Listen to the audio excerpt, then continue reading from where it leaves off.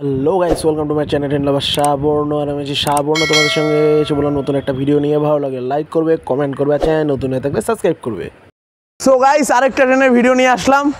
এটা হলো train number 13-17-5, তোমার শিয়ালদা থেকে শিলচর কাঞ্চনজঙ্ঘা এক্সপ্রেস WAP7 ইঞ্জিনের সঙ্গে ট্রেনটা আসলো। আর দেখো ট্রেনটার ইন্টেরিয়ার, আর ট্রেনটার এখনো ICF কোচের সঙ্গে চলে, এটাই দুঃখ লাগে। আর এই ট্রেনটাই তোমার অ্যাক্সিডেন্ট হয়েছিল নিজ বাড়ি আর রাঙাপানি স্টেশনের মাঝখানে। এই সেই অভিশপ্ত কাঞ্চনজঙ্ঘা এক্সপ্রেস। দেখো ট্রেনের ICF কোচগুলো কতটা পুরনো। তো ট্রেনে একটা AC 2 টায়ার রয়েছে, একটা AC 3 টায়ার। তাও দেখো সেই ব্রিটিশ আমলে ICF কোচ। দুটো AC 3 টায়ার, তিনটে AC 3 টায়ার,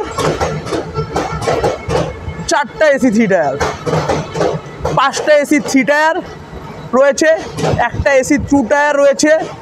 ট্রেনে কতটা বিকট আওয়াজ হচ্ছে তোমরা দেখতে পাচ্ছ।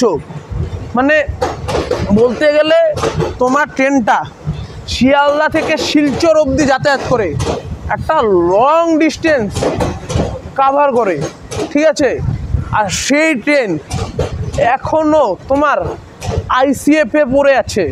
তার মানে তুমি বুঝতে পারছো, মানে একটা বলতে গেলে সত্যি ইন্ডিয়ান রেলওয়েজকে বলবো তোমরা দেখো ব্যাপারটা, হাতে এখনও অনেক সময় আছে, ঠিক আছে। এর জন্যই ট্রেন দুর্ঘটনাগুলো ঘটে। আমার অবজেকশন রয়েছে দুটো ট্রেনের জন্য। এক তোমার কাঞ্চনজঙ্ঘা এক্সপ্রেস শিয়ালদা শিলচর, দুই হলো তোমার শিয়ালদার থেকে নিউ আলিপুরদুয়ার, ঠিক আছে, তিস্তা তোর্ষা এক্সপ্রেস। এই দুটো ট্রেনকে একটু তোমরা ফোকাসে নাও, একটু দেখো ট্রেন দুটোকে। বলবো ভাই, তিস্তা তোর্ষার অবস্থা তো আরও খারাপ। জেনারেলের মেজের থেকে যে মানে মেঝেতে যে করা থাকে তোমার ফ্লোর থাকে, ফ্লোর থেকে চলটা উঠে পড়েছে, এরকম অবস্থা তিস্তা তোর্ষা জেনারেলে। ভয়াবহ অবস্থা। ট্রেনে দেখো, ট্রেনে প্রায় ভিড় দেখেই বোঝা যাচ্ছে ট্রেনটা অনেক মানুষ মানে এই ট্রেনের প্রতি নির্ভর থাকে, অনেক মানুষ ডেইলি প্যাসেঞ্জারি করে।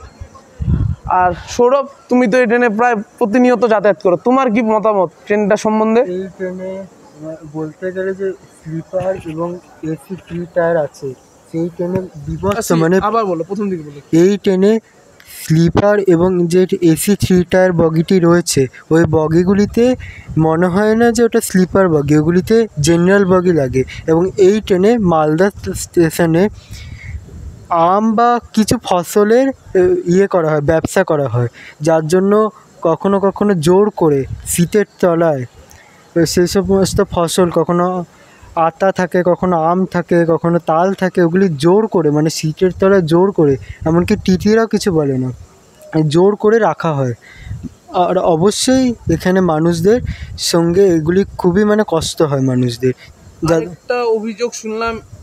আমি আরেকটা অভিযোগ শুনলাম এই ট্রেনে বলে মাঝে মাঝে মোবাইল চুরি হয়, তো এটা কি সত্যি? অবশ্যই, আমি একদিন নিজে দেখেছিলাম মোবাইল চুরি হয়েছিল এই ট্রেনে। মানে আমার নিজের পাশের সিটের একজন থেকে মোবাইল চুরি হয়েছিল। তো তোমরা কি চাও, তোমরা তো মানে নিত্য যাতায়াত করো এই ট্রেনে, তো তোমরা কি চাও ট্রেনটা LHB করা হোক? হ্যাঁ, অবশ্যই চাই LHB করা হলে, এবং যদি এই ট্রেনের টিটিরা, এই ট্রেনের GRPF যারা আছে তারা যদি ঠিক হয়, এই ট্রেনটি সত্যি একটা ভালো ট্রেন হবে। কারণ যে এই ট্রেনটা শিয়ালদা থেকে আগরতলা পর্যন্ত শিলচর পর্যন্ত যাওয়া যায়, যেটি সত্যি অনেক লং ডিস্টেন্স ট্রেন। অবশ্যই ট্রেনটিকে ঠিক করা উচিত, কারণ এই ট্রেনটির উপর অনেক লোক, অনেক ব্যবসায়ী তার নির্ভরশীল। তো তুমি কি এর পরেও এই ট্রেনে যাতায়াত করতে চাও? হ্যাঁ, অবশ্যই করব, কারণ যে এই ট্রেনের সময় একদম ঠিকঠাক আছে। আর সৌরভকে আমি আরেকটা প্রশ্ন করব, ট্রেনটা তো কয়েকদিন আগে অ্যাক্সিডেন্ট হয়েছিল, তো এগুলো নিয়ে কি মানে সৌরভ তো যেহেতু নিত্য যাত্রী, তো মানে ওর মধ্যে কি এগুলো নিয়ে আতঙ্ক রয়েছে, না ওর প্রতি ইন্ডিয়ান রেলওয়েজের ভালোবাসা রয়েছে, বা ইন্ডিয়ান রেলওয়েজের প্রতি ওর বিশ্বাস রয়েছে, সেটা আমি একটু সৌরভের কাছ থেকে শুনবো।